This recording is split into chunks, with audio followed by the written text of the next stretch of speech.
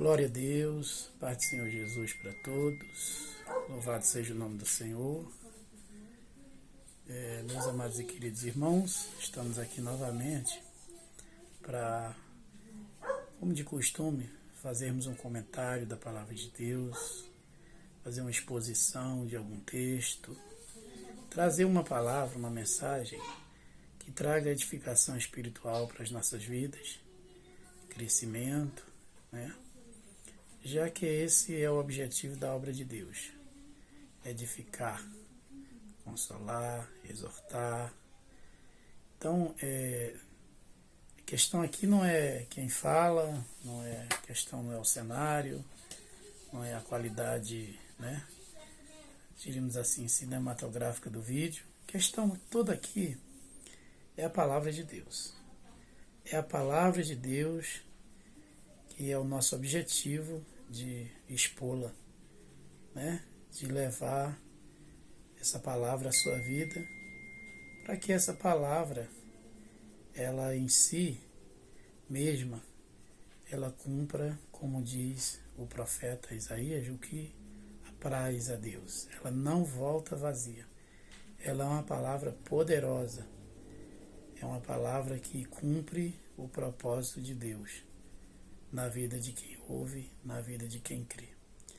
E nessa ocasião eu quero ler aqui, né, um texto da Palavra de Deus, que está aqui em Romanos, no capítulo 8, no capítulo 11, no verso 36. Romanos 11, verso 36, que diz assim: Pois dele, por ele e para ele são todas as coisas. A ele, pois, glória eternamente. Amém. Pois dele, por ele e para ele são todas as coisas. A ele seja glória para sempre. Amém.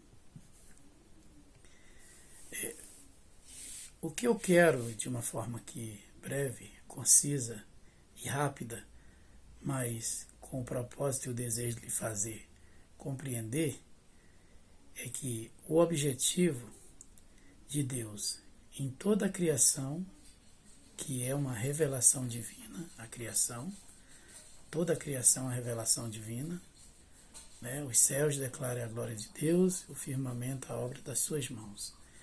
Toda a criação é uma revelação de Deus. Há uma revelação de quem é Deus, do que Ele é capaz de fazer, do que Ele pode fazer na criação.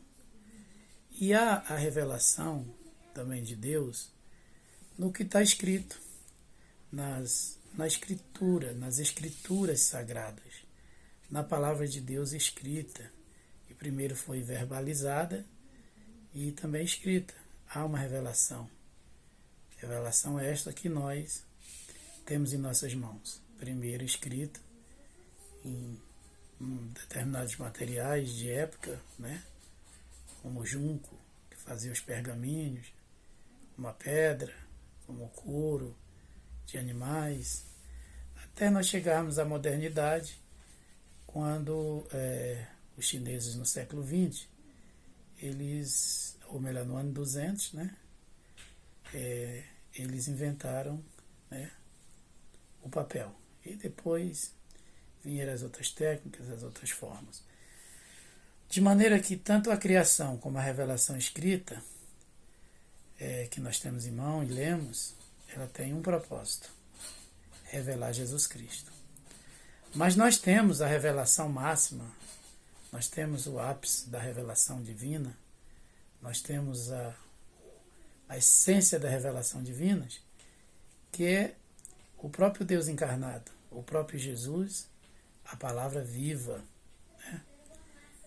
Essa é a revelação, essa é uma revelação também de Deus para a humanidade, para os homens, e que há 2000 anos esteve aqui na Terra, o Cristo encarnado, o Messias de Deus. De maneira que toda a revelação divina, em suas fases, em suas manifestações, eu citei aqui as 3, elas têm um único propósito, revelar Jesus, o Filho de Deus, mostrar, entendeu, Deus através do Filho. Jesus falou: quem vê a mim, vê o Pai. Tem outro versículo da palavra de Deus que diz: o espírito da profecia é o testemunho de Jesus Cristo. Ou seja, tudo que a profecia, a palavra revelada, que foi escrita pelos profetas, pelos autores bíblicos, tem como propósito revelar Jesus. E Deus, não se deixando satisfeito nem contente por isso, ele enviou o próprio Jesus, o próprio Filho de Deus, que se fez homem, que se fez carne e habitou entre nós. Como João disse, que ele esteve entre nós, nós vimos a sua glória e tocamos no autor da vida. O objetivo de tudo é revelar Jesus. Desde o livro de Gênesis, quando em Gênesis 3,15, Deus prometeu, logo após a queda do homem, da semente da mulher nasceria um que pisaria na cabeça da serpente. Essa é a primeira profecia explícita, bíblica, acerca de Jesus. Porém, quando aquele primeiro casal pecam e são expulsos do paraíso, por ambos estar nus, e na dispensação da inocência, quando não havia pecado, isso eles é como se não tivesse apercebido, para eles não faziam diferença. Era tanta santidade, tanta pureza, que era a normalidade, Seus corpos, sua nudez, faziam parte de uma consciência totalmente santa, Mas depois disso, o homem passou a conhecer, mas depois do pecado, o homem passou a conhecer o mal, depois que provaram da árvore do fruto do conhecimento. Então Deus os vestiu.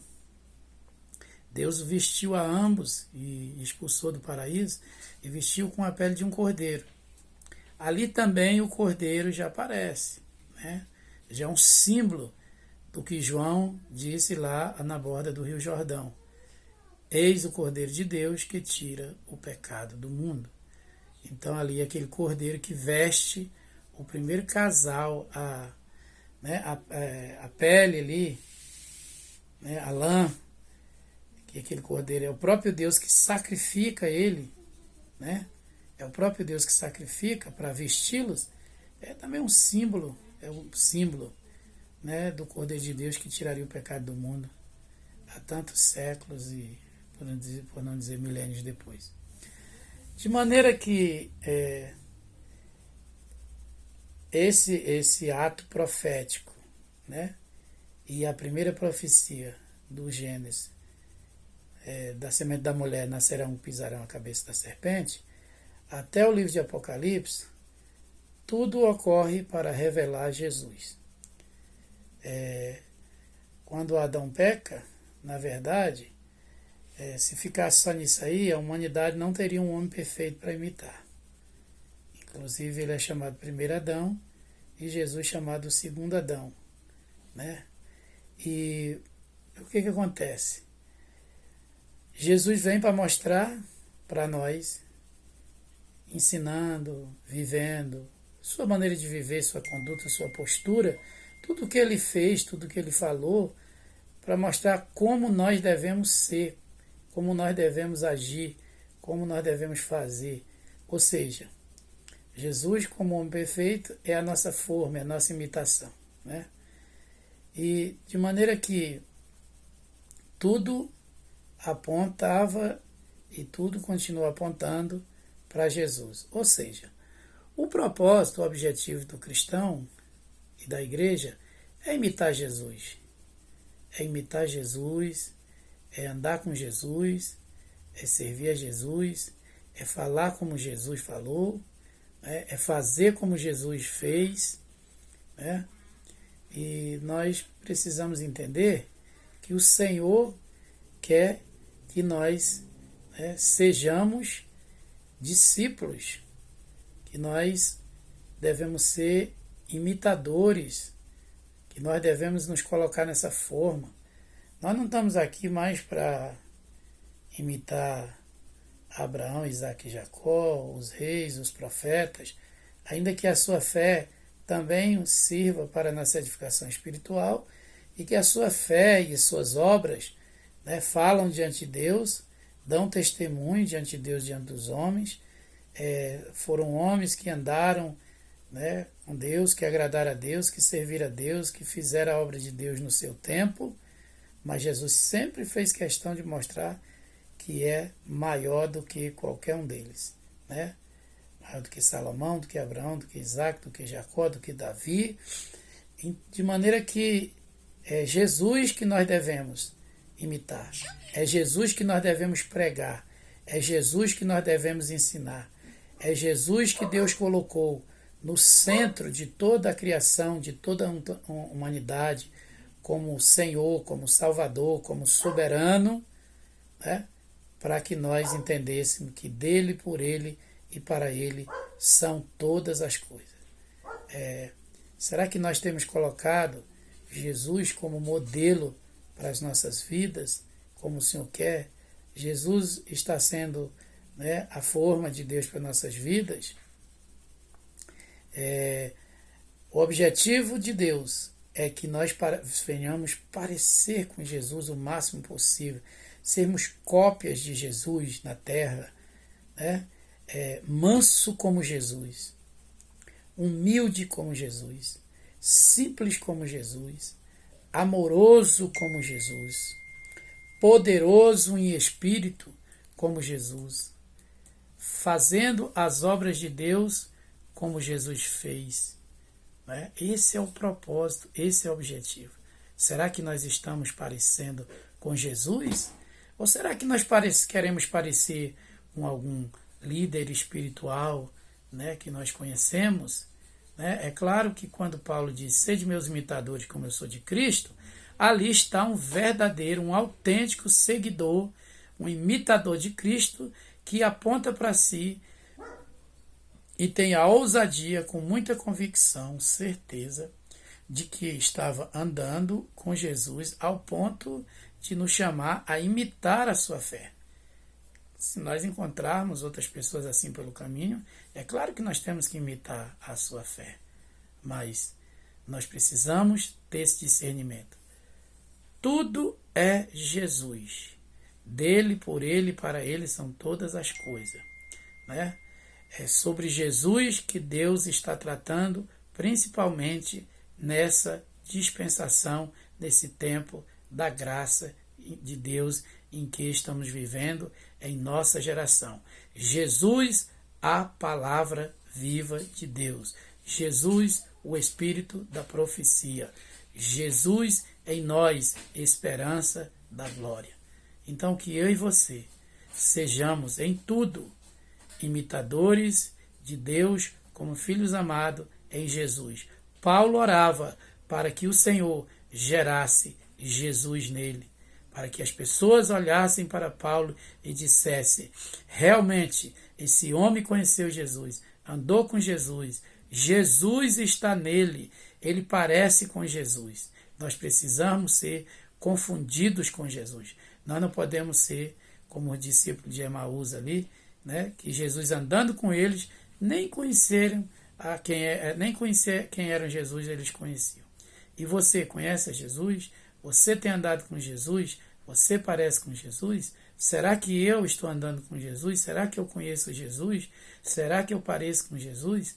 São as nossas obras, são as nossas palavras, a nossa postura, a nossa conduta, a nossa maneira de viver que demonstrará para as pessoas se Jesus está na nossa vida. Não basta pertencer a uma religião, pertencer a uma igreja evangélica, não basta você ter aprendido, contribuir com seus bens, não adianta apenas você ter aprendido a louvar o Senhor na congregação, se vestir como um crente, falar como um crente, andar como um religioso.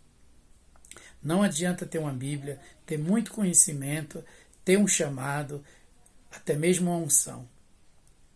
Nós precisamos nos conscientizar que nós precisamos parecer com Jesus, porque Jesus, ele é o clímax da revelação. Jesus, ele é o ápice da revelação. Jesus é a palavra viva de Deus. Nós servimos agora, a esse Cristo que esteve entre nós, foi para a cruz, morreu, fez o sacrifício, mas ressuscitou e agora é Cristo Senhor. Agora é Cristo que reina, que domina, que governa. Senhor, assentado à direita do Pai, que virá para nos buscar, para estar sempre com Ele. Que nós possamos parecer com Jesus em toda a nossa maneira de ser, em toda a nossa maneira de viver, em toda a nossa maneira de servir. Esse é o nosso grande desafio como igreja. Não é construir mais templos, não é embelezar mais templos, não é estruturar mais estruturas, não é adquirirmos riquezas, não é adquirirmos fama, não é buscarmos glória humana, mas parecermos com Jesus, sermos imitadores de Jesus. Que Deus abençoe nossas vidas, que nós possamos ser e andar assim. Então, dele, por ele e para ele são todas as coisas. Amém.